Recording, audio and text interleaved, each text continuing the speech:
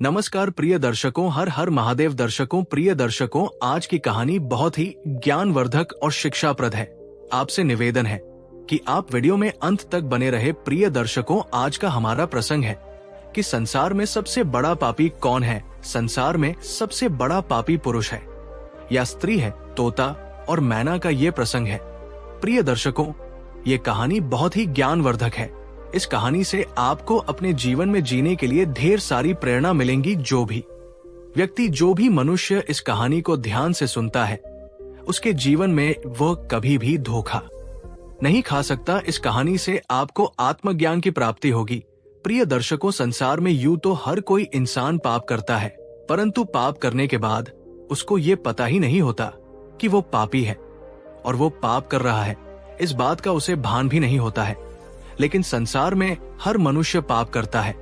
प्रिय दर्शकों, इस संसार में कई लोग ऐसे होते हैं जो रात दिन पाप करते हैं और पाप करने के बाद ये कहते हैं कि हम पापी नहीं हैं। प्रिय दर्शकों, पाप का भागीदारी बनना यानी नरक का वासी होना होता है। प्रिय दर्शकों, इसलिए जितना हो सके पाप से बच के रहे। अपने कर्म में कभी पाप को इकट्ठा न होने दें। अपने नसीब में पाप का लेखा जोखा नहीं होना चाहिए। प्रिय दर्शकों, आज का जो प्रसंग है वो यही है कि संसार में सबसे बड़ा पापी कौन है। ये एक तोता और मैना की बहुत प्यारी कहानी है। ये कहानी बहुत सुंदर और बहुत ही रोचक है। इस कहानी को सभी दर्शक ध्यान से सुने और इस कहानी पर हो सके तो जरूर अमल भी करें। प्रिय दर्शकों, चलिए शुरू करते हैं आज का प्यारा सा प्रसंग। एक नगर में एक राजा रहा करते थे। राजा बहुत ही धर्मात्मा थे, बहुत ही पुण्यवान थे। प्रिय दर्शकों, उनके राज्य में हर इंसान राम राज्य की तरह जीता था। उस राज्य में कभी कोई इंसान पाप नहीं करता था। उस राज्य में कोई भी बंदा, कोई भी मनुष्य मांस मदिरा का सेवन नहीं करता था। मनुष्य बड़े सुख शांति से उस राज्य में जीवन व्यतीत करते थे। उस राज्य की, उस राजा की न्याय प्रक्रिया भी बहुत अच्छी थी। उस राजा को न्याय प्रक्रिया में भी दूर दूर के राजा मानते थे, उसका सम्मान करते थे। सभी लोग उस राजा की बड़ी तारीफ किया करते थे क्योंकि वो दान पुण्य में सबसे ज्यादा विश्वास रखने वाला राजा था। प्रिय दर्शकों, उस राजा के पास एक तोता और एक मैना रहा करते थे। दोनों को एक ही पिंजरे में राजा रखा करता था। एक दिन की बात है, तोता और मैना दोनों एक ही पिंजरे में बैठे हुए थे। तोता मैना से कहता है, प्रिय, इस संसार में सबसे ज्यादा पापी स्त्री होती है। मैना कहती है, नहीं, स्त्री नहीं होती है, पुरुष सबसे ज्यादा पापी होता है। प्रिय दर्शकों, इस बात को लेकर के दोनों में वाद विवाद होने लगा। मैना कहती है पुरुष सबसे बड़ा पापी होता है और तोता कहता है कि पुरुष नहीं, स्त्री सबसे बड़ी पापी होती है। इसी बात को लेकर के दोनों में विवाद चलने लगता है। प्रिय दर्शकों, जब जोर जोर से झगड़ होने लगा तो राजा को जब पता चला तो राजा उन दोनों के पास आया और राजा दोनों से कहने लगा, तोता मैना, तुम दोनों क्यों झगड़ रहे हो। प्रिय दर्शकों, तब दोनों अपनी अपनी बात सुनाते हैं। मैना कहती है, देखिए राजा साहब, तोता मान ही नहीं रहा है कि संसार में सबसे बड़ा पापी पुरुष होता है। तोता कहता है कि राजा साहब, मैना नहीं मान रही है कि सबसे बड़ी पापी संसार में स्त्री होती है। दोनों की बात सुनने के बाद राजा मैना से कहता है कि मैना, अब आप सुनाइए, आप मुझे ये बताइए कि पुरुष सबसे बड़ा पापी संसार में कैसे है। प्रिय दर्शक को तब मैना एक छोटी सी कहानी सुनाती है और कहती है कि राजा साहब, एक नगर में एक सेठ रहा करता था। उस सेठ का एक लड़का था और वो लड़का रात दिन जुआबाजी और सट्टा खेलता था। सेठ के खूब समझाने के बावजूद भी वो लड़का नहीं समझता था। अंततः सेठ उसको समझा कर मृत्यु को प्राप्त हो गया, लेकिन वो लड़का नहीं समझा। प्रिय दर्शकों, मैना आगे कहती है, जब पिता की मृत्यु होने के बाद वो लड़का और भी ज्यादा अस्वतंत्र हो गया। अपने पिता की सारी जमीन, सारी जमा पूंजी को सट्टे में फूंक दिया। सट्टाबाजी में ही पूरी जमा पूंजी को लगा दिया और बर्बाद होकर के जमीन दौलत सब कुछ बेच करके बस सट्टेबाजी में लग गया और गांव छोड़कर निकल गया। जब वो लड़का गांव छोड़कर निकल जाता है तो दोबारा लौट करके उस गांव में नहीं आता है। घूमता घूमता वो एक नगर में पहुंच जाता है।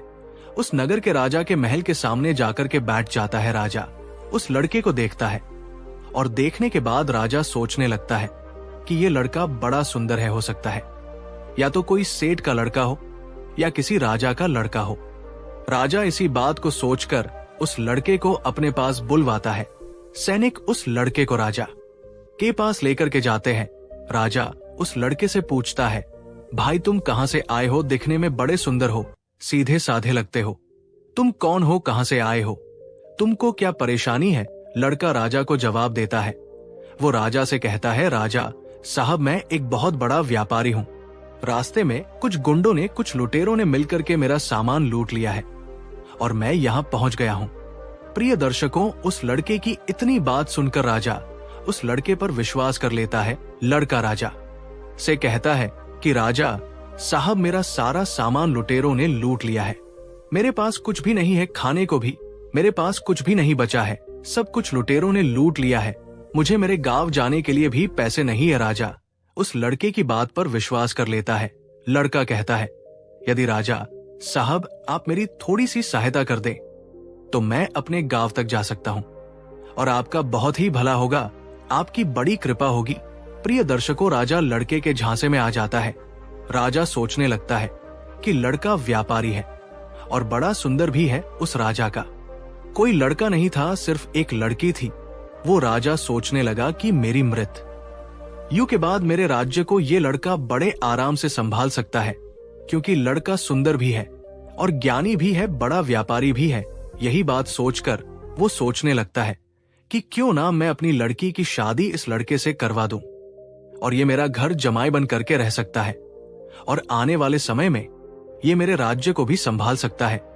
यही सोचकर राजा उस लड़के से कहता है, बेटा मैं अपनी पुत्री की शादी तुम्हारे साथ कर दूं तो तुम्हें कोई आपत्ति तो नहीं है? प्रिय दर्शकों, लड़का ये बात को सुनकर मन ही मन में अंदर ही अंदर बड़ा खुश होने लगता है। लड़का राजा से कहता है, हाँ राजा साहब मैं तैयार हूं, यदि आपका हुक्म है, आपका आदेश है तो मैं कैसे मना कर सकता हूं।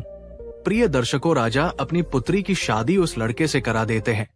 काफी सारा धन दौलत और दास दासियां देकर अपनी पुत्री को उस लड़के के साथ राजा विदा कर देते हैं। प्रिय दर्शकों, जब लड़का राजा की पुत्री को लेकर के जाता है तो रास्ते में उन्हें एक जंगल पड़ता है। उस जंगल में वो लड़का उस राजा की पुत्री से कहता है, देखो अब तुम मेरी पत्नी हो और पत्नी का ये धर्म होता है कि वो पति की हर बात का पालन करे। लड़का कहता है, ये घना जंगल है और इस जंगल में लुटेरे बहुत ज्यादा होते हैं। इसी जंगल में मेरा भी सारा सामान लुटेरे लूट के ले गए थे, इसलिए आपके पास जितने भी गहने हैं, जितने भी गहने आपने पहन रखे हैं, वो सारे उतार कर मुझे दे दीजिए, वरना लुटेरे यहां से लूट करके ले जा सकते हैं। प्रिय दर्शकों, पत्नी अपने पति पर विश्वास करती है और ये सदा से चला आ रहा है कि पत्नी अपने पति पर विश्वास करती है। वो पत्नी भी अपने पति पर पूर्ण विश्वास करती थी, तो वो कहती है, ठीक है जी, यदि आप कह रहे हैं तो मैं अपने सारे गहने उतार करके आपको दे देती हूँ।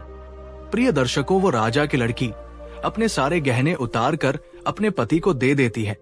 वो लड़का पत्नी के सारे गहने लेकर अपनी कमर में बांध लेता है। प्रिय दर्शकों, और राजा ने जितना भी धन दौलत दिया था उन सबको वो एक जगह इकट्ठा कर लेता है और रास्ते में आगे जाकर के वो विश्राम करने के लिए रुकते हैं।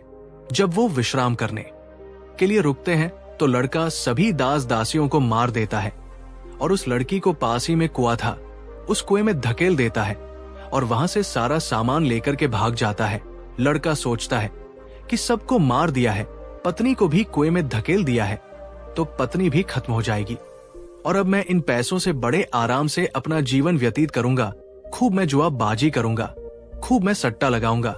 यही सोच करके लड़का वहां से सारा सामान लेकर के भाग जाता है। प्रिय दर्शकों, लेकिन उस लड़के की पत्नी कुएं में खत्म नहीं हुई। उसने एक डाल को पकड़ लिया और जोर जोर से चिल्लाती रही कि मुझे कोई कुएं से बाहर निकालो। प्रिय दर्शकों, रास्ते में कुछ लोग जा रहे थे। उन लोगों ने उस लड़की की आवाज सुनी और उस लड़की को कुएं से बाहर निकाल लिया। लड़की वापस अपने राज्य में पिता के घर पहुंच जाती है। उस लड़की का पिता उस लड़की से पूछता है और कहता है, पुत्री क्या हो गया, तुम वापस कैसे चली आई?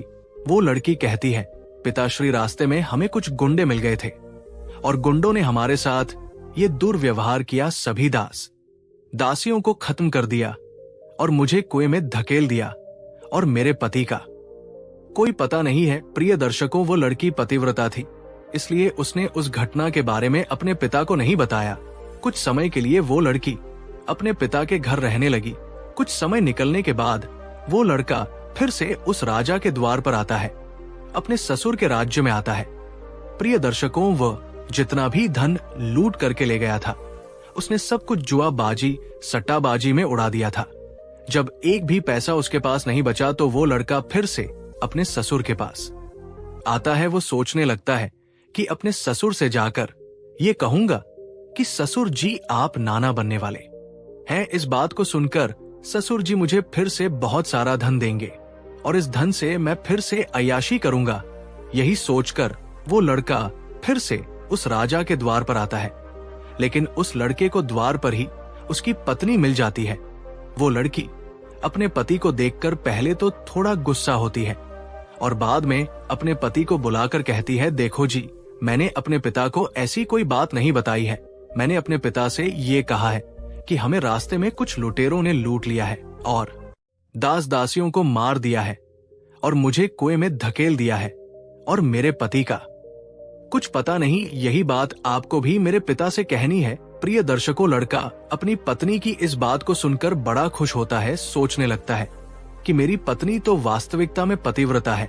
प्रिय दर्शकों, लेकिन कुत्ते की पूंछ को कितने वर्ष भी आप सीधा करके रखो, लेकिन वो टेढ़ी की टेढ़ी निकलती है। कुत्ते की पूंछ कभी भी सीधी नहीं हो सकती। इसी तरीके से ये लड़का भी कभी सीधा नहीं हो सकता। ये लड़का फिर से राजा के पास जाता है और पत्नी ने जो बात कही है वही बात राजा से कहता है। प्रिय दर्शकों, लड़के की बात पर राजा विश्वास कर लेता है। प्रिय दर्शकों, लड़का अपनी पत्नी से फिर से कहता है कि देखिए, मैं आपको लेने के लिए आया हूं। मुझे अपनी गलती का एहसास है। पता नहीं ऐसा क्या हुआ था मेरे साथ जो मैंने आपके साथ ऐसा व्यवहार किया, लेकिन मुझे अब मेरी गलती का एहसास हो गया है। मैं आपको लेने के लिए आया हूं। आपको कल सुबह ही प्रातः काल ही मैं यहाँ से लेकर जाऊंगा। आप तैयार रहिएगा। अब आप जाकर सो जाइए। प्रिय दर्शकों, सारे घर वाले सो जाते हैं। राजा सो जाता है, उसकी पत्नी सो जाती है। वो लड़का आंधी रात को उठता है और राजा की तलवार से राजा की गर्दन काट देता है। अपनी पत्नी की गर्दन काट देता है। सभी को मारने के बाद वहां से काफी सारा धन लूट करके लेकर चले जाता है। प्रिय दर्शकों, इतनी बात मैना राजा को कहती है। राजा मैना की इस बात को सुनकर सोच में पड़ जाते हैं। उसके बाद तोता एक कहानी सुनाता है। तोता भी कहता है कि राजा साहब, मेरी भी एक छोटी सी कहानी सुन लीजिए। तोता त्रिया चरित्र के बारे में राजा को कहानी सुनाता है। त्रिया चरित्र की संपूर्ण कहानी राजा के समक्ष रखता है।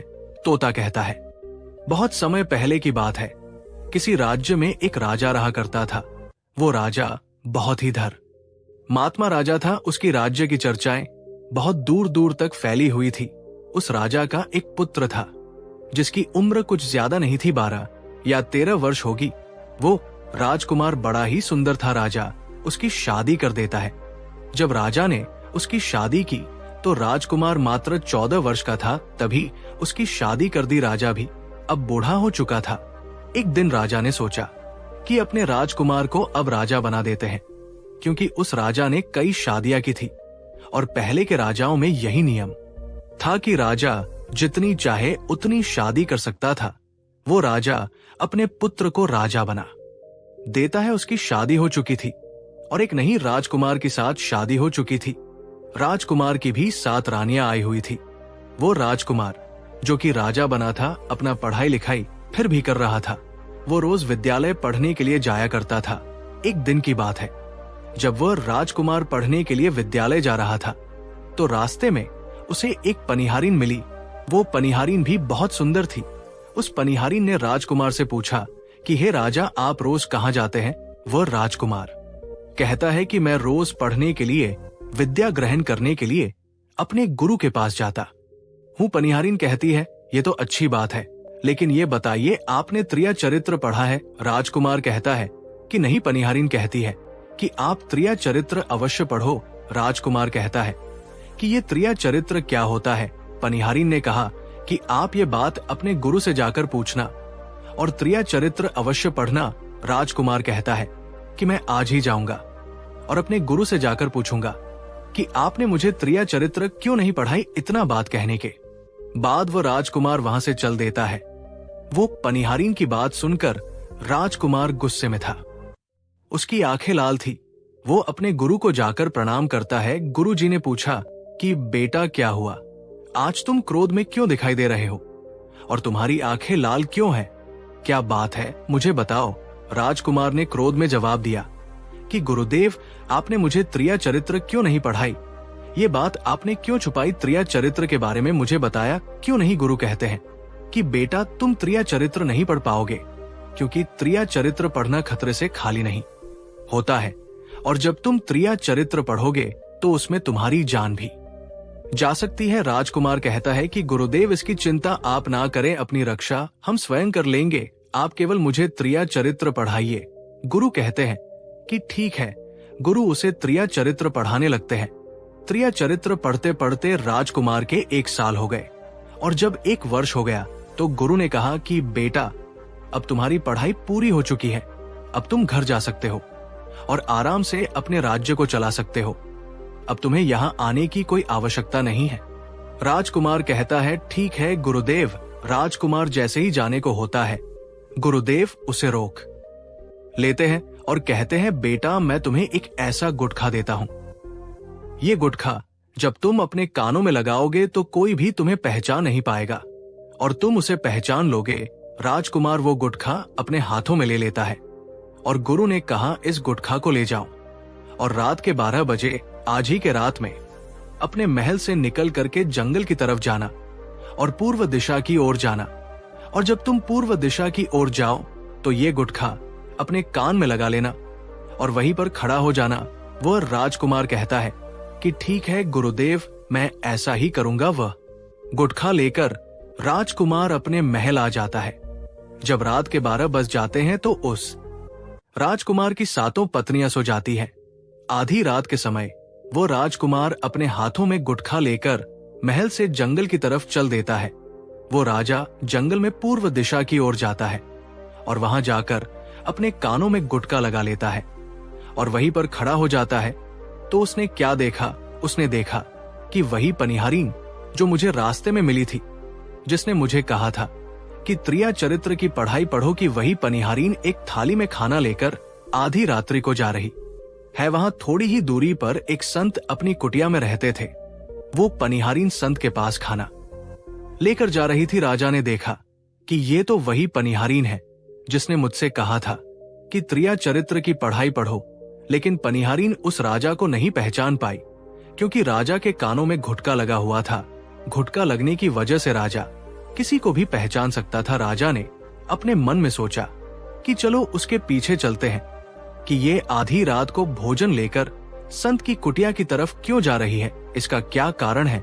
वो राजा भी उसके पीछे छुपता हुआ चल दिया। अब वो पनिहारीन उस कुटिया में उस साधु के वहां पहुंचती है।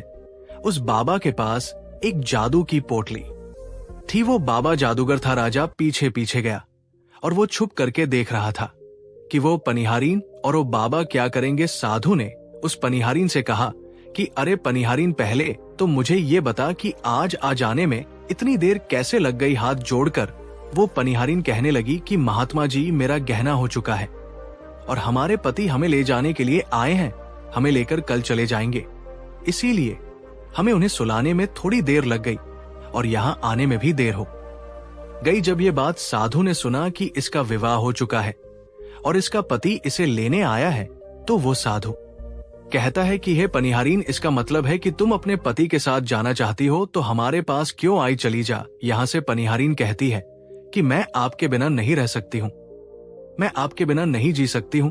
तो साधु कहता है कि हे पनिहारीन, इसके लिए तुम्हें एक काम करना होगा। साधु एक बड़ा सा चाकू निकालता है और पनिहारीन से कहता है कि हे पनिहारीन की जाओ, अपने पति के गर्दन काटकर यहाँ लेकर आओ, जाओ अपने उस पति को मार दो जो हमारे और तुम्हारे बीच में दरार बन रहा है। तब मैं तुम्हें रखूंगा, तुमसे विवाह करूंगा, तुम्हें अपनी पत्नी बनाऊंगा। बिना कुछ सोचे समझे वो निहारीन चाकू लेती है और दौड़ते हुए अपने घर जाती है और उसका पति सो रहा था। वो जाकर अपनी पति की गर्दन काट देती है और उसकी गर्दन को लेकर साधु के पास आती है। और जो राजकुमार थे उसके पीछे पीछे उसका सारा कारनामा देख रहे थे। जब साधु ने देखा कि अपने पति को मार करके उसकी गर्दन यहाँ लेकर आई है, साधु को बहुत गुस्सा आया। साधु ने उसे लात मारी और कहा, भाग जा यहाँ से। जब तू अपने पति की नहीं हो सकी, जिसके साथ तूने फेरे लिए हैं, तो मेरी क्या होगी? जल्दी भाग जा यहाँ से। अगर तू मेरे पास दोबारा आई तो मैं तुझे जीवित नहीं छोड़ूंगा। साधु की ये बात सुनकर उस पनिहारिन को ऐसा लगा जैसे उसके पैरों तले जमीन खिसक गई हो। फिर भी अपने पति की कटी हुई गर्दन लेकर के आई और उसकी गर्दन जोड़ देती है और वही बैठ जाती है। और इधर जैसे ही सवेरा हुआ, अपने पति के पास बैठकर रोने लगती है और चिल्लाने लगती है। कहती है, देखो देखो, किसी ने मेरे पति की हत्या कर दी रात में। उस पनिहारिन की सारा कारनामा राजकुमार देख चुका था। इधर सारे गांव वाले उस पनिहारिन के घर चले जाते हैं और उसके पति की लाश को लेकर गांव के बाहर जाते हैं उसका दाह संस्कार करने के लिए। और वो पनिहारिन पीछे से भागती हुई रोती हुई चली जा रही थी और उधर राजकुमार भी जा रहे थे, जो कि अपने राज्य के राजा बन चुके थे। पनिहारिन रोती हुई चिल्लाती हुई पहुंची और कहने लगी, मैं तो सती बनूंगी, क्योंकि अगर जब मेरे पति नहीं रहे तो ऐसे जीवन का क्या फायदा, मैं इन्हीं के साथ सती हो जाऊंगी। राजा को उसकी बातें सुनकर हंसी आ जाती है और राजा कहता है, त्रिया चरित्र जाने ना कोई, और खसम मार के सती हुई राजकुमार की ये बात और कोई तो नहीं समझ पाया, लेकिन वो पनिहारिन समझ जाती है। पनिहारिन कहती है कि राजा साहब, आप हमारे ऊपर ये बात कह रहे हैं, लेकिन चलिए कोई बात नहीं, मैं सती हो जाऊंगी। पनिहारिन कहती है कि जाते जाते मैं तुम्हें एक बात बताती हूँ। राजकुमार कहता है, क्या बताओ? पनिहारिन कहती है कि राजा साहब, आप जब चटाई पर बैठे तो उस चटाई को झाड़ कर बैठिएगा। राजा कहता है कि ये पनिहारिन क्या कह रही है, मैं तो राजा हूँ, मुझे चटाई पर बैठने की क्या आवश्यकता है? पनिहारिन कहती है कि नहीं, जब भी तुम्हें कोई नौबत आए चटाई पर बैठने की तो तुम चटाई को झाड़ कर बैठना। राजकुमार कहता है कि चलो ठीक है, अगर तुम कह रही हो तो मैं ऐसा ही करूंगा। इतना कहने के बाद वो अपने पति के साथ सती हो जाती है और राजकुमार उनका अंतिम संस्कार करवा के अपने घर को आ जाते हैं। इसी तरीके से पूरा दिन व्यतीत हुआ और उधर जब दूसरी रात आई, अपने गुरु के कहने के अनुसार वही गुटखा कान में लगाया और पूर्व दिशा की ओर उसी स्थान पर जाकर खड़ा हो गया जहां पर पिछली रात खड़ा हुआ था। दूसरी रात को राजकुमार ने क्या देखा कि उसकी सातों पत्नियां भोजन की थाली अपने अपने हाथों में लेकर उसी बाबा के कुटिया की तरफ जा रही है।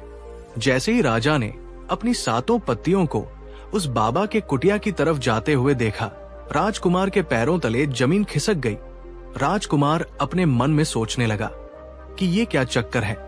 तभी उनमें से एक रानी राजकुमार को देख लेती है, लेकिन रानियों ने अपने पति राजकुमार को नहीं पहचान पाए, क्योंकि राजकुमार अपने कानों में गुटखा लगाए हुए थे। वो गुटखा लगाने की वजह से राजा को कोई पहचान नहीं पाता था। उनमें से एक रानी कहती है कि हे लड़के, इतनी रात को यहाँ क्यों खड़ा है? चल हमारी ये थाली लेकर के उस कुटिया तक पहुंचा दे। बिना कुछ सोचे समझे राजकुमार ने वो थाली अपने हाथों में ले ली और अपने रानियों के साथ कुटिया तक जाने लगा। जब सातों रानियां राजकुमार के साथ उस बाबा की कुटिया में पहुंचती हैं, राजकुमार कुछ भी नहीं बोल रहा था, क्योंकि राजकुमार देखना चाहता था कि हमारे में और हमारे महल में ऐसी क्या कमी है जो हमारी सातों रानियां इस बाबा के पास आती है, और इस साधु के पास ऐसा क्या है जो हमारी सातों रानियां भी यहां आ रही हैं। वो राजकुमार छुप करके सब जानना चाहता था। इधर जब वो सातों रानियां राजकुमार को लेकर साधु के पास पहुंची तो महात्मा राजकुमार को देखकर कहता है कि ये कौन है? तो सातों रानियां कहती है कि महात्मा जी, ये बालक हमें रास्ते में मिला, इसने हमारी सहायता की तो हम इसे अपने साथ लेकर आए। रानी कहती है, एक काम करते हैं, इसे आज रात यही रहने देते हैं, कल सुबह होते ही ये चला जाएगा। वो साधु उनकी बातों को मान लेता है। वो साधु अपने एक शिष्य को बुलाता है और उससे कहता है कि जाओ, आज के लिए इस बालक की रुकने की व्यवस्था कर दो वहां शिष्य राजकुमार को लेकर एक कमरे में जाता है। उस कमरे में एक चटाई बिछी हुई थी। शिष्य कहता है कि देख भाई, आज तुझे इस चटाई पर सोना पड़ेगा। वो शिष्य राजकुमार को इतना कहकर वहां से चला जाता है। राजकुमार उस कमरे में अकेले पड़ जाता है। राजकुमार अपने मन में सोचता है कि आज तो नौबत आ ही गई चटाई पर सोने की। फिर राजा कहता है, चलिए कोई बात नहीं, आज की रात हम चटाई पर ही गुजार लेंगे। राजकुमार जैसे ही चटाई पर बैठने ही वाला था कि उसे पनिहारीन की बात याद आ गई। वो सोचने लगा कि पनिहारी ने मुझसे कहा था कि जब भी तुम्हें चटाई पर बैठने की नौबत आए तुम चटाई को अवश्य झाड़ लेना। चलो आज पहले झाड़ ही लेते हैं, हो सकता है इसका कोई राज हो। जैसे ही राजा ने चटाई उठाई तो उसने क्या देखा?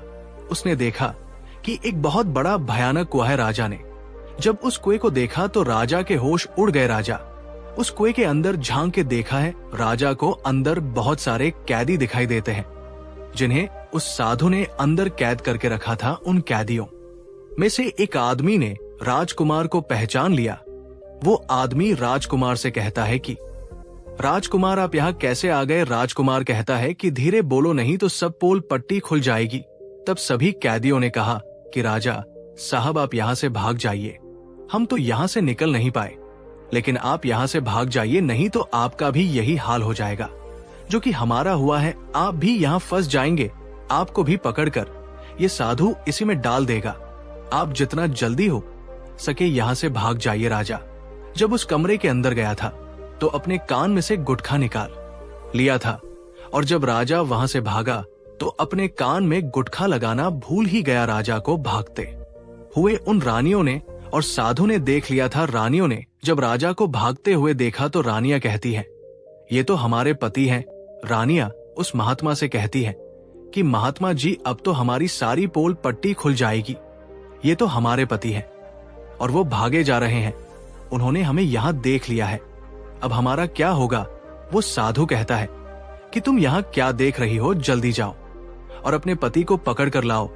वो सातों रानियां राजकुमार को पकड़ने के लिए दौड़ी दौड़ी जाती है, लेकिन वो राजकुमार, वो राजा जो था, इतना तेज भागा कि वो अपने महल जा पहुंचा। रानियां घबरा गई, रानियों के तो होश उड़ गए। रानियां फिर वापस उसी बाबा के पास आती है और बाबा से कहती है कि महाराज अब तो हमारे पति हमें जीवित नहीं छोड़ेंगे, हम जैसे ही घर जाएंगे वो हमारी जान ले लेंगे। है महात्मा आप हमें बचा लीजिए, इसका कोई उपाय कीजिए। तब जाकर वो साधु उन रानियों को एक जादुई कील देता है और कहता है कि जब तुम महल जाओ तो अपने पति को बहला फुसलाकर उसके माथे में ये कील ठोक देना। ये जादुई कील तुम्हारे पति को भेड़ बना देगा और तुम सातों मिलकर उसे मार देना। बस कहानी खत्म हो जाएगी और तुम सातों रानियां बच जाओगे। सातों रानियां तैयार हो जाती हैं। वो सातों रानियां साधु की बात मान लेती है और जादुई कील लेकर महल आती है। वो सातों रानियां आपस में विचार करती हैं कि राजा सबसे ज्यादा प्रेम सबसे छोटी वाली रानी को करते हैं, तो वो अच्छा रानियां मिलकर जादू वाला कील छोटे रानी को दे देती है और कहती है, ये लो तुम्हारा काम है, तुम किसी भी तरह राजकुमार के सर में ये कील ठोक देना। वो छोटी वाली रानी कहती है कि ठीक है। वो कील छोटी वाली रानी लेती है। जब राजा ने उन सातों रानियों को आते हुए देखा तो क्रोध में कहा कि पहले तुम यही रुको, पहले मुझे ये बताओ कि हमारे राज्य में और हमें ऐसी क्या कमी है कि तुम आधी रात को उस साधु के पास जाते हो? इसका क्या कारण है?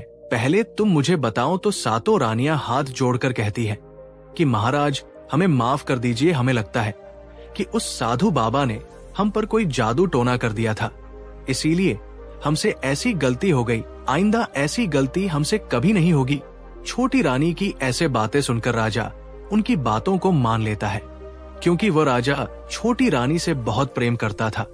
वो राजा भी सोचने लगता है कि शायद उस बाबा ने ही इन पर कोई जादू टोना किया होगा। राजा अपनी सातों पत्नियों को माफ कर देता है और कहता है, ठीक है तुम अपने कमरे में चली जाओ। सबसे छोटी रानी जिससे राजकुमार बहुत प्रेम करता था, सबसे छोटी रानी राजकुमार को खाना खिलाती है और राजकुमार को सुला देती है।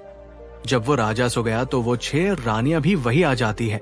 सबसे छोटी रानी जो थी वो जादुई कील निकालती है और राजा के सर में ठोक देती है। छोटी रानी ने कील जैसे ही ठोका राजा पूरा तेजी से उठा, लेकिन उतने समय में वो भेड़ बन चुका था। अब उस राजा में इतनी शक्तियां नहीं थी कि उन रानियों से मुकाबला कर सके। वो सातों रानियां उस राजा को पकड़ने लगी। राजा फिर भी हिम्मत नहीं हारा। अपनी महल की खिड़की से कूदकर राजा भागते भागते अपने गुरु के पास पहुंच गया और कहने लगा कि हे गुरु जी, मुझे माफ कीजिए, मेरी जान बचाइए, नहीं तो मैं मारा जाऊंगा। गुरु कहते हैं कि हे बेटा, मैंने तुमसे कहा था कि तुम त्रिया चरित्र मत सीखो, इसमें जान भी जा सकती है। अब सीखो। त्रिया चरित्र देखा, इसका नतीजा राजकुमार कहता है, गुरुदेव मुझे माफ कर दो और जल्दी मेरी जान बचाओ, नहीं तो मैं मारा जाऊंगा। मेरी ही पत्नी ने मेरे सर में जादुई कील ठोक दी है, जिसकी वजह से मैं भेड़ बन चुका हूं। गुरु ने जब ध्यान से देखा तो कहा कि वही कील है जो वो साधु ने दिया है, मैं तुम्हें अब नहीं बचा सकता। राजकुमार कहता है कि नहीं गुरुदेव, ऐसा मत कहिए, मैं आपका शिष्य हूं, आपका कर्तव्य है मेरी जान बचाना। तो अब गुरु कहते हैं कि ठीक है बेटा, मैं तुम्हें बचा तो नहीं सकता, लेकिन एक उपाय है। राजकुमार कहता है, क्या गुरुदेव? वो गुरु कहते हैं कि हम तुम्हें तोता बना देंगे, और जब हम तुम्हें तोता बना देंगे तो तुम सुखवाल राजा के राज्य में चले जाना और वहीं जाकर रहना, क्योंकि सुखवाल राज्य में वो साधु का जादू नहीं चलता है। वो राजकुमार कहता है, ठीक है गुरुदेव, आप हमें तोता बना दीजिए। वो गुरुदेव उसे तोता बना देते हैं, और वो तोता बनने के बाद वो वहां से उड़ा और सुखवाल राजा के राज्य में चला गया, जहां पर बहुत सारे तोता रहते थे। वहीं जाकर रहने लगा, और सातों रानियां उस राजकुमार को खोज रही थी। जब राजकुमार नहीं मिला तो वो फिर से उस बाबा के पास जाती है और कहती है कि बाबा जी, वो राजकुमार तो भाग चुका है, आप अपनी पोटली निकालिए और देखिए कि वो कहाँ है। वो महात्मा अपनी पोटली खोलता है और देखने लगता है कि वह राजकुमार तोता बनकर के सुखवाल राजा के राज्य में रह रहा है। वो साधु ये सारी बात रानियों को बताता है, तो रानियां कहती है कि हे स्वामी, अब क्या करें? वो साधु कहता है कि अब तुम अपने राजमहल में जाओ और जाकर के घोषणा कर दो कि जो भी तोता पकड़ करके लाएगा, हम उसे 5 सोने के सिक्के देंगे। वो सातों रानियां अपने महल पहुंचती है और वहां पर घोषणा कर देती है कि सभी बहेलिया से कह दो कि जो भी तोता पकड़ कर लाएगा, हम उसे 5 सोने के सिक्के देंगे। उस राज्य के जितने बहेलिया थे तोता पकड़ने के लिए चारों तरफ घूमने लगते हैं, और जो भी तोता पकड़ते लेकर के रानी के पास जाते और 5 सिक्के लेते और वहां से चले जाते, और वो सातों रानियां उस तोते को मार देती। ऐसे ही धीरे धीरे बहुत समय निकल गया, और ये राजकुमार जो तोता बनकर जहां गया था, वहां सारे तोताओं से बहुत अच्छी अच्छी बातें करता था, उन्हें बहुत ज्ञान की बातें बताता था। तो सारे तोता को लगा कि ये तोता तो बहुत समझदार है, ये तोता तो बहुत अच्छी अच्छी बातें करता है, इसे हम अपना राजा बना लेते हैं। सभी तोता मिलकर के उसे राजा बना लेते हैं। वह राजकुमार सभी तोताओं का राजा बन जाता है और वही छुपकर रहने लगता है।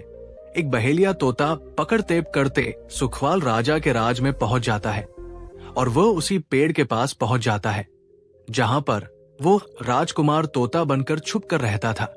जब उस बहेलिये ने इतने सारे तोते को देखा तो अपने मन में सोचा कि अगर हम इतने सारे तोते पकड़कर रानी के पास ले जाएंगे तो हमें बहुत सारे सोने के सिक्के मिल जाएंगे।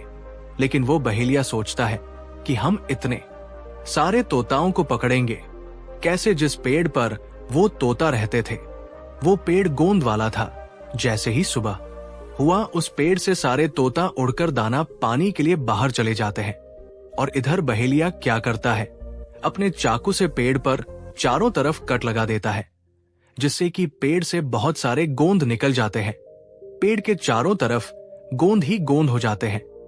अब बहेलिया सोचता है कि जब भी वो सारे तोते आएंगे, इस पेड़ पर बैठेंगे, वो सभी इस पेड़ में चिपक जाएंगे और मैं आसानी से उन्हें पकड़ कर लेकर चला जाऊंगा। बहेलिया वही छिप करके देखने लगा, और जब शाम हुआ सारे तोता वापस आए, और वो तोता जैसे ही पेड़ पर बैठे सभी का पैर उस पेड़ में चिपक गया, क्योंकि पूरे पेड़ में गोंद ही गोंद लगा हुआ था। अब तो सारे तोते परेशान हो गए, उसमें राजकुमार भी जो तोता बना हुआ था वो भी चिपक गया था। सारे तोते राजकुमार से कहते हैं, क्योंकि सारे तोते राजकुमार को अपना गुरु मानते थे कि आप कुछ भी सोचो, हम सबको बाहर निकालो, नहीं तो सुबह तक वो बहेलिया आएगा और हमें पकड़ कर लेकर चला जाएगा। वो राजकुमार कहता है कि तुम बिल्कुल चिंता ना करो, जब वो सुबह बहेलिया आएगा तो तुम सभी ऐसा करना कि उस बहेलिया को लगे कि सारे तोते मर चुके हैं, और जब सभी तोते को पेड़ से छुड़ाकर नीचे फेंक दे तो सभी उड़कर भाग जाना। सभी तोता कहते हैं ठीक है गुरुदेव। सुबह हुआ, जैसे ही बहेलिया पेड़ के पास पहुंचा, सभी तोता ऐसे लटके हुए थे जैसे कि वो सभी मरे हुए हैं। जब बहेलिया तोतों को देखा तो सोचा कि अरे क्या हो गया, ये तो सभी मर गए, अब हमें सोने के सिक्के कैसे मिलेंगे। फिर बहेलिया ने सोचा कि चलो अब इन्हें छुड़ा ही देते हैं, इतना तो उपकार इन पर कर ही सकते हैं। बहेलिया पेड़ पर चढ़ा और उनको छुड़ा छुड़ा कर नीचे फेंकने लगा। बहेलिया ने सभी तोते को छुड़ाकर नीचे फेंक दिया, लेकिन जो राजकुमार था, जो तोता बना हुआ था, वो वहीं पर रह गया और नीचे जितने भी तोते थे वो सभी उड़कर भाग गए। बहेलिया ने सोचा अरे ये क्या हुआ, इस पर तो सिर्फ एक ही तोता है जो कि मरा लटका हुआ है, और जितने तोते को मैंने छुड़ाकर नीचे फेंका वो सभी उड़कर भाग गए। बहेलिया ने सोचा इसका मतलब ये सारे तोताओं ने मिलकर मेरे साथ धोखा किया है। अब वो राजकुमार जो था, जो तोता बना हुआ था, वही सिर्फ पेड़ पर लटका हुआ था। वो बहेलिया कहता है कि ये सब तुम्हारी चाल है, चलो अब मैं तुम्हें लेकर जाऊंगा और रानी के हाथ बेच दूंगा और मुझे 5 सोने के सिक्के मिल जाएंगे। और इधर वह बहेलिया उस तोता को बेचने के लिए रानी के पास जाने लगता है। रास्ते में वो तोता कहता है, जो कि राजकुमार था, वो बहेलिया से कहता है कि तुम मुझे कहाँ ले जा रहे हो। तो वो बहेलिया कहता है मैं तुम्हें बेचने के लिए रानी के पास ले जा रहा हूं, अगर मैं तुम्हें वहां बेचूंगा तो मुझे 5 सोने के सिक्के मिलेंगे। वो राजकुमार कहता है कि मैं अगर तुम्हें 500 सोने के सिक्के दिलाऊं तो क्या तुम मुझे नहीं बेचोगे। बहेलिया कहता है तुम्हें बेचना तो है ही, लेकिन तू मुझे 500 सोने के सिक्के कैसे दिलाएगा। वो तोता कहता है कि राजा सुखवाल के यहाँ एक बहुत बड़ा मेला लगता है, तुम मुझे वही बेच दो, मोल मैं स्वयं बताऊंगा। वो बहेलिया उस तोते की बात मान लेता है और रानी के पास बेचने की जगह वो सुखवाल राजा के राज्य में उसके मेले में तोता को बेचने चला जाता है। और सुखवाल राजा के राज्य में ये नियम था कि अगर किसी व्यक्ति का सामान शाम तक ना बिके तो वो राजा स्वयं आकर उसे खरीद लेता था। वो बहेलिया उस तोते को लेकर बाजार में पहुंचा हुआ था। जब भी कोई व्यक्ति उस तोते को खरीदने आता तो वो पूछता कि ये कितने का है, तो बहेलिया कहता है कि तोता अपना दाम स्वयं बताएगा। तो वो तोता अपना दाम इतना बता देता कि कोई भी व्यक्ति उसे खरीद ही नहीं पाता। ऐसे ही करते करते शाम हो गया। अब शाम हो गया था, सभी अपने अपने दुकान लेकर चले गए। सभी का दुकान उजड़ गया था, बस एक बहेलिया और एक तोता ही रह गए थे। इधर राजा ने अपने सिपाहियों को आदेश दिया कि जाओ देखकर आओ किसी का सामान तो नहीं रह गया है। जब राजा के सिपाही आए तो उन्होंने देखा कि एक बहेलिया तोता को लेकर बैठा हुआ है। सिपाही बहेलियों से कहते हैं कि हे बहेलिया, तुम्हारा ये तोता क्यों नहीं बिका, तुम इसे कितने में बेच रहे हो। तो वो तोता कहता है कि जो इन्हें 500 सोने के सिक्के देगा वही मुझे खरीद पाएगा। उस तोते की बात सुनकर वो सिपाही आश्चर्य में पड़ जाते हैं। वो सोचते हैं कि अरे ये तोता तो अपना मूल्य स्वयं बताता है। वो सिपाही राजा के पास जाते हैं और राजा को सारी बात बताते हैं और कहते हैं कि एक बहेलिया एक तोता लेकर बैठा हुआ है, लेकिन वो तोता अपना मूल्य स्वयं बताता है। वो इतना महंगा बताता है, शायद इसीलिए उसे कोई खरीद नहीं सका। राजा सिपाहियों से पूछता है कि वो तोता अपना मूल्य कितना बता रहा है। तो सिपाही कहते हैं कि अपना मूल्य 500 सोने के सिक्के बता रहा है। राजा कहता है कि चलिए हम स्वयं चलकर वो तोता खरीदेंगे। अगर हम उसका तोता नहीं खरीदेंगे तो हमारी बदनामी होगी कि राजा के बाजार में वो तोता नहीं बिका। और वो नाराज होकर चला गया। वो राजा अपने मंत्रियों के साथ अपने रथ पर सवार होकर बाजार में पहुंचता है। राजा बहेलिया से कहता है कि बहेलिया, इसका क्या मोल है। बहेलिया हाथ जोड़कर कहता है कि राजा साहब, अपना मोल तोता स्वयं बताएगा। वो राजा फिर तोते से पूछा तो तोता कहता है कि राजा साहब जो इन्हें 500 सोने के सिक्के देगा वही मुझे खरीद पाएगा। राजा अपने सिपाहियों से 500 सोने के सिक्के मंगवाता है और बहेलियों को पकड़ा देता है और तोता को लेकर अपने महल चला जाता है। वो तोता बहुत ही बुद्धिमान था क्योंकि वह राजा था। वो तोता राजा को बहुत अच्छी अच्छी बातें बताने लगा। जब राजा पर कोई खतरा आने वाला होता तभी वो तोता बता देता कि राजा साहब आप पर यह खतरा आने वाला है। राजा भी उस तोते से बहुत अधिक प्रेम करने लगते हैं। जब ये बात रानियों को पता चली कि राजा एक ऐसा तोता लेकर आए हैं जो कि तोता बोलता है और बहुत अच्छी अच्छी बातें बताता है, तो रानियां राजा से कहती है कि उस तोता को मेरे पास भिजवा दीजिए। हम भी उस तोता को देखना चाहते हैं, हम भी उस तोता से बातें करना चाहते हैं। राजा अपने मंत्रियों से कह के वो तोता रानियों के पास भिजवा देता है। वो रानी उस तोते से बातें करके बहुत खुश हो जाती है। वो रानी भी तोते से बहुत प्रेम करने लगती है और कहती है कि वाह रे तोता, इसीलिए तुझे राजा साहब ने 500 सोने के सिक्के देकर खरीदा है। वो रानी की एक पुत्री थी जो कि बड़ी ही सुंदर थी। रानी अपनी पुत्री से कहती है कि हे पुत्री, आज से तुम ही इस तोते का ध्यान रखोगी और कल तुम इसे अच्छे से धोकर नहला देना। वह राजकुमारी भी उस तोते से बहुत प्रेम करती है। जैसे ही सुबह हुआ, राजकुमारी उस तोते को लेकर नहलाने जाती है। जब राजकुमारी उसे नहला रही थी तो उसने देखा कि इसके सर में एक कील ढसा हुआ है। राजकुमारी उस कील को निकाल देती है। राजकुमारी जैसे ही कील को निकालती है, वो तोता पहले वाला एक सुंदर सा राजकुमार बन जाता है। राजकुमारी उसे देखकर घबरा जाती है। राजकुमार कहता है कि तुम घबराओ नहीं, ये कील वापस से मेरे सर में ठोक दो, मैं फिर से तोता बन जाऊंगा और इसके बारे में मैं तुम्हें रात्रि में बताऊंगा। तुरंत ही वह राजकुमारी वो कील राजकुमार के सर में ठोक देती है। तुरंत ही वह राजकुमार तोता बन जाता है। रात को वो राजकुमारी उस तोते को लेकर अपने कमरे में जाती है और उसके सर से कील निकाल देती है। वो तोता फिर से राजकुमार बन जाता है। वह राजकुमार अपनी सारी दास्तान उस राजकुमारी को बताता है और कहता है, माफ करना, ये दास्तान तुम किसी को बताना नहीं तो मेरी जान चली जाएगी। राजकुमारी इसके बारे में अपने माता और पिता को नहीं बताती है। दिन भर समय बीतता तो रात को राजकुमारी उस तोते को अपने कमरे में ले जाती और उसके माथे से कील निकाल देती। वो राजकुमार बन जाता और रात में वह दोनों साथ में ही रहते और ऐसे ही धीरे धीरे समय निकलता गया। राजकुमारी को उस राजकुमार से प्रेम हो जाता है। इधर क्या हुआ, जो राजकुमार के पत्नियां थी वो बहुत सारे तोते खुजवा खुजवा कर मरवा देती है, लेकिन जो राजकुमार तोता बना हुआ था वो उन्हें नहीं मिलता है। फिर वो सातों रानियां उसी साधु के पास जाती है और कहती है कि हे महात्मा, हमारे पति तो अभी तक हमें नहीं मिले, हम अब क्या करें, उन्हें कैसे मारे। वह साधु फिर से अपनी पोटली खोली और देखता है कि वह राजकुमार अभी तक तोता बनकर उसी राजा के घर में रह रहा है।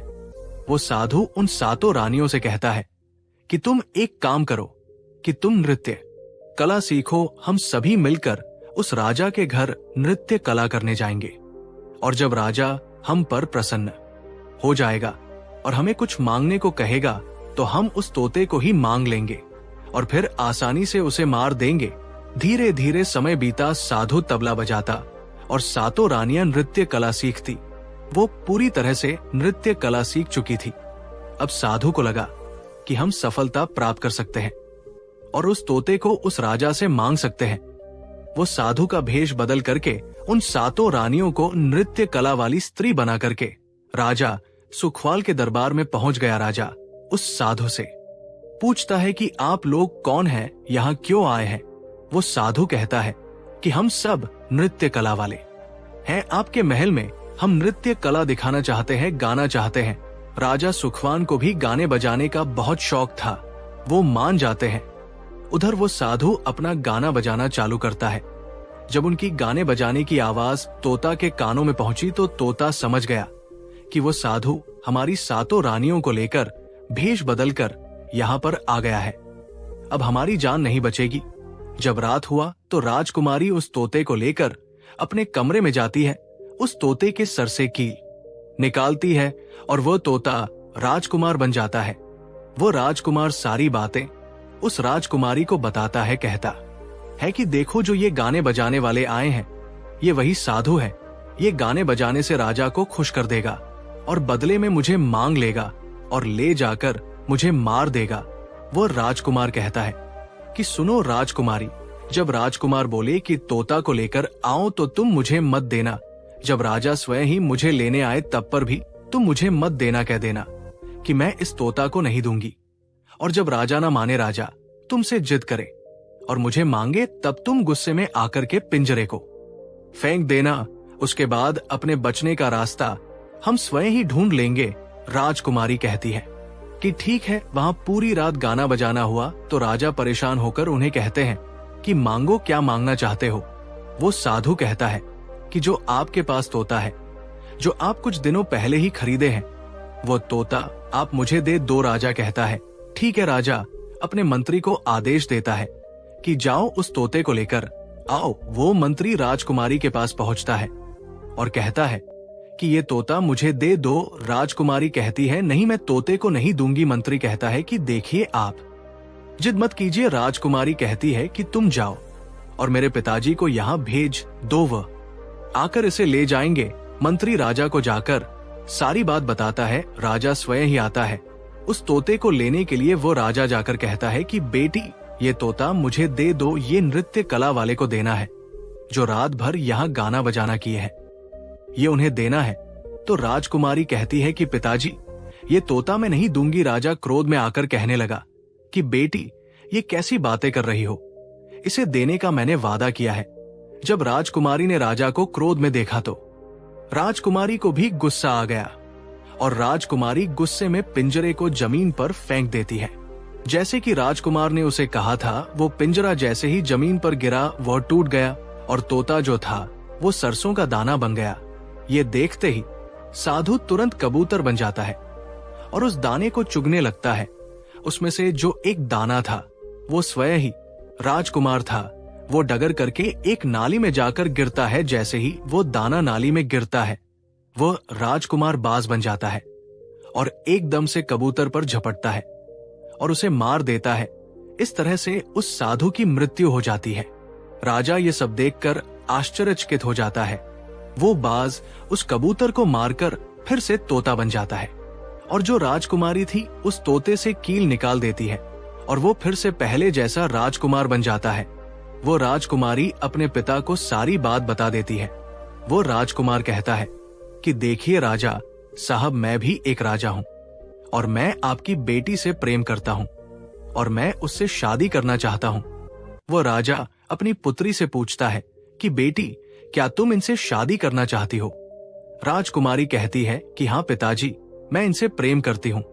राजकुमार उस राजा की पुत्री से विवाह करके अपने महल जाता है और जो उनकी 7 पत्नियां थी उनको पकड़वाकर बंदीगृह में बंद करवा देता है। तोता कहता है, महाराज अब आप ही बताइए कि संसार में सबसे बड़ा पापी कौन है। संसार में सबसे बड़ा पापी पुरुष है या स्त्री है।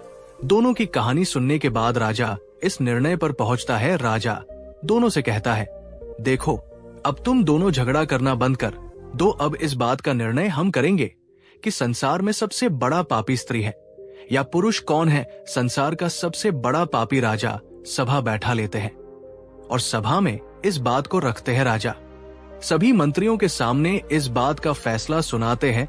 राजा कहते हैं कि संसार में सबसे बड़ा पापी वो होता है जो इंसान अपनी औकात से नीचे गिर जाए, अपनी सोच से नीचे गिर जाए, अपनी औकात भूल जाए। प्रिय दर्शकों, और राजा इस बात को सुनाते हैं।